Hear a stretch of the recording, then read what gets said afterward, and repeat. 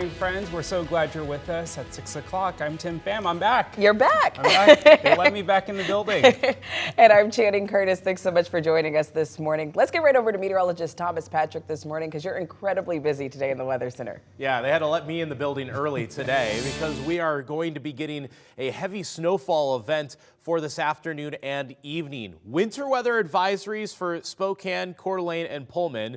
Winter storm warnings, which is the more severe of the two criterias for areas like Chewelah, Colville, Newport, Sandpoint, Kellogg, and Wallace. Those areas in pink are going to get more snow overall in a 12 to 18 hour time frame that begins at noon today and could very well last through Tuesday morning. Some areas could get 12 inches of snow, a full foot is possible in Sandpoint. Not as much for Spokane, just 2 to 5 inches of snow here because we could get some rain by Tuesday morning. So there is a very complicated forecast in these next 18 to 24 hours, and we'll have that full breakdown of that in my full forecast, but realize that the snow likely begins at around noon today.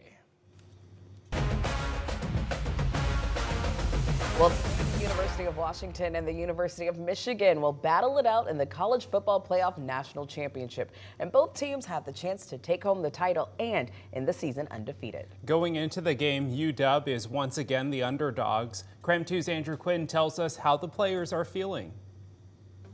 We are just hours away from kickoff of the College Football Playoff National Championship game between the UW Huskies and the Michigan Wolverines. Despite a perfect 14-0 record this season, the Huskies are once again an underdog heading into this game for their third consecutive matchup. The Husky players are using that underdog mentality as motivation heading into tonight's matchup. Every game we come in, you know, people have us as the underdog, and every game we come in and show everybody that, you know, we prove to the world that we can play with anybody. People doubt us and say we're not physical and not tough, but we prove them wrong every week. But Michigan's a great team. They're a tough team, but we'll go out there and do our best, obviously, to get that dub and be physical and tough, just like anybody else would, and if not, do better. The Huskies and Wolverines will kick it off for a national title just after 4:30 p.m. tonight. I'll have your highlights tonight on KREM 2 News at 10 and 11. That's all for sports. Well, that actually brings us to our wake-up call this morning because today we're asking you, who do you think will win the championship game? Of course, you can vote right now in our live poll. Just head over to our website at krem.com/poll. You can also open up the camera on your smartphone and scan that QR code to vote there, or just text us the word poll to 509-448-2000 and we'll send you a link to vote right to your phone. And right now it looks like 64% of people were saying they think the Huskies are going to win tonight's game, so be sure to vote in our poll if you think otherwise. But I don't know, I'm Team Huskies on this one. Now later on this morning on Up with KREM, Jake Wittenberg from our Seattle station will join us live in Houston to talk more about the big game, and we'll even be able to chat with him on how UW fans are showing up to support their team. So be sure to join us a little bit later. That's coming up at 6:15. Happening today, Spokane City Council is swearing in their newest council members tonight. KREM 2's Nicole Hernandez live at City Hall right now for us. So Nicole, tell us more about the ceremony and the history some of the new council members are making. Good morning. Yeah, absolutely, Tim. Good morning. So we know this ceremony is going to be happening here at City Hall this evening, specifically in the City Council chambers. It's starting at 5:30 tonight. City Council, during their normal meeting, will be swearing in 3 new council members plus a new City Council president. Those new council members are Michael Cathcart, Paul Dillon, and Kitty Klitsky, and Betsy Wilkerson is taking over as council president. And Tim, like you mentioned, she's making history for the council. She's the first black council president. We actually heard from her during the mayoral swearing-in ceremony back in December. But really, we are here to celebrate a new chapter in Spokane's history and new leadership. Not saying the old was bad, but we're going forward as a city. And tonight's ceremony will be the official start of all 4 of these terms. In Spokane, Nicole Hernandez, KREM 2 News. Happening today, Washington's 2024 legislative session begins in Olympia this morning. So lawmakers are expected to tackle some of the state's biggest issues during the 60-day session. Governor Inslee says his short-term priority in 2024 is behavioral health. providing help for those facing mental health problems, addiction, and homelessness. The state's annual budget will also be approved. Other bills on the table this session include transportation funding, regulating artificial intelligence, and making financial literacy a graduation requirement in K-12 schools. Also today, Governor Brad Little kicks off Idaho's 2024 legislative session with the annual State of the State address. Little's expected to touch on his direction for the state budget, which he says will focus on education, property tax relief, public safety, and infrastructure. Well, a terrifying scene on an Alaska Airlines flight after it took off from Portland on Friday. 171 passengers scrambled to put on their oxygen masks moments after the plane's door plug blew out mid-flight. Miraculously, no one was seriously hurt. So that door plug, weighing more than 60 pounds, was actually discovered near Portland by a teacher yesterday. So far, the National Transportation Safety Board has not yet released a photo or a video of it. But the question remains, why did it happen? We've learned that Alaska Airlines had flagged the 737 MAX 9 in question after the auto pressurization light lit up on 3 previous flights. Now, because of this, the jet was restricted from long flights over water. But now investigators are working to see if this is related to the blowout that happened.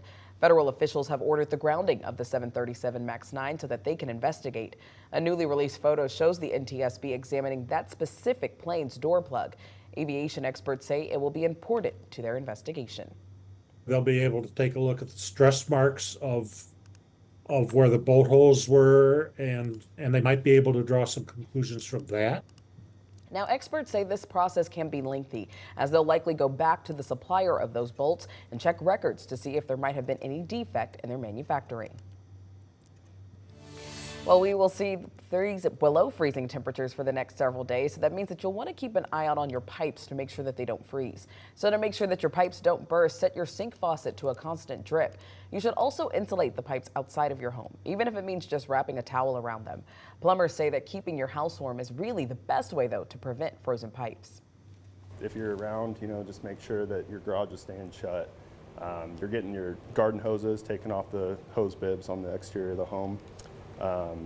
If there's a well house or something, that there's heat inside of those. Another big thing, mobile homes, the skirting on the sides, you want to make sure that those are sealed really well and insulated and stuff like that. Another tip is to open up your cabinet doors in the kitchen and in the bathroom to let the warm air in. If you have plans on leaving town, don't turn off your heat and keep your thermostat at least 55 degrees. We also want to revisit what you should do to keep your car winter ready. First, watch your tire pressure, so important. Second, check your antifreeze and other fluids are topped off. Also, make sure they're rated for sub-zero temps. We asked Mechanics Pride in downtown Spokane about a big debate in the winter. The question is, do you need to warm up your car before driving? There's always a big argument about that. Are you supposed to warm your car up for a drive, or are you not? The modern fuel injection system kind of doesn't care. As far as the engine internals and the transmission internals, it is very good to get a little bit of heat into those items, and especially for defrosting the windows. You really need the windows defrosted and cleared of snow and ice. Car is also about your comfort as a driver. Obviously, if you're shivering, you aren't as safe behind the wheel. So we're watching for the snow to begin later on today. It looks to be at about the noon hour is when we're anticipating the snow to really begin in earnest. Though this morning there are a few snow showers on the Palouse, especially between Tico and Moscow this morning. That is all light stuff, and it's well out ahead of our main storm system, so hasn't really begun just yet. But our temperatures are frigid this morning. That's going to make a key difference between Saturday's snow or rainfall versus what we're going to get later on today. It's already 22 in Spokane, 17 in Deer Park and Coeur d'Alene. And while we'll get close to the low 30s by noon, then the snow will start falling and it will start sticking immediately, and it doesn't matter what elevation we're talking about for Spokane County. So everybody is going to be getting snow by the afternoon today.